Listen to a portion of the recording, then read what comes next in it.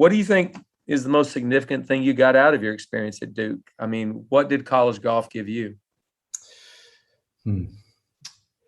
It's hard to talk about my college experience without first talking about Coach Myers. Coach Rod Myers, the kind of guy that, we kind of would say that if you looked up the word gentleman in the dictionary, there'd be a picture of him there. Unfortunately, he passed away. I was the last player to graduate underneath him. He passed away the following spring from a blood condition that morphed into an acute leukemia. But it's hard. Let's see how I can word this with Coach Myers. I'm not going to do an eloquent enough job talking about him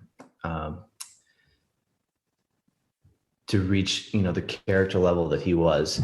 He made us better men, and that was his daily goal. The golf side and the academic side were obviously there, and they were important. But when we were out to dinner, I remember the little things about him. When we were out to dinner, he would treat the waitress like his best friend, like someone that he really respected, treated everyone with the utmost respect. And I don't do as good a job as he did, that's for sure. But I always think about him when I'm in certain circumstances like that. Or I think about him when I'm doing a practice round at a tour event and there's volunteers out at practice rounds and there's no one out there, but they're just sitting there standing a post essentially off a green.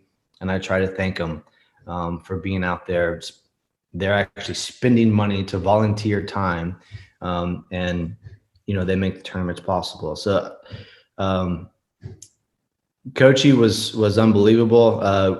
I was glad and fortunate to be able to get his first ACC championship my junior year, be a part of that.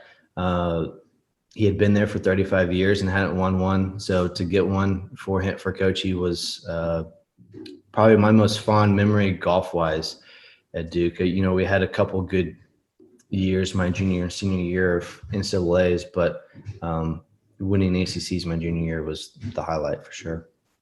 Yeah, I remember, I believe the last tournament that he ever won as a coach, I believe, was Olympia Fields. I'm not sure. Do you remember that event? That was probably the fall after I graduated. So yeah. Okay, that was the fall after. Yeah, that's when it was. That I remember that event. He was very emotional there. He was sick at the time, and so I think he probably knew he wasn't going to be coaching going forward. And I remember they won that tournament at Olympia Fields, and I remember how emotional he was. Yeah. Great guy. And he was also really big with the USGA in rules. So he was promoting the game through being a rules official and promoting that part of the game. But he was a great coach, and he did it for a long, long time. Glad you had a great experience with him.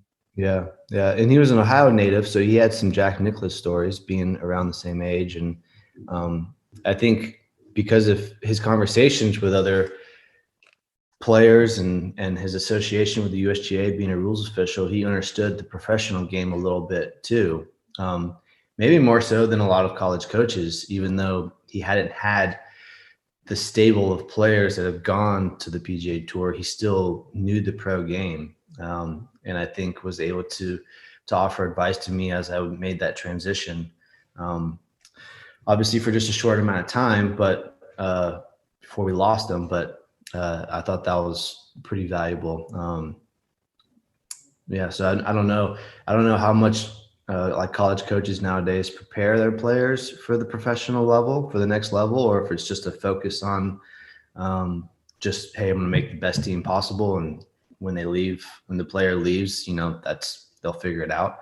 I don't know the mindset of coaches nowadays, but that's what I saw in Coach Myers. He was getting me ready for life, and when life was about to start for real, like real life. So I owe a lot to him, and he's always going to have a special place in my heart for him.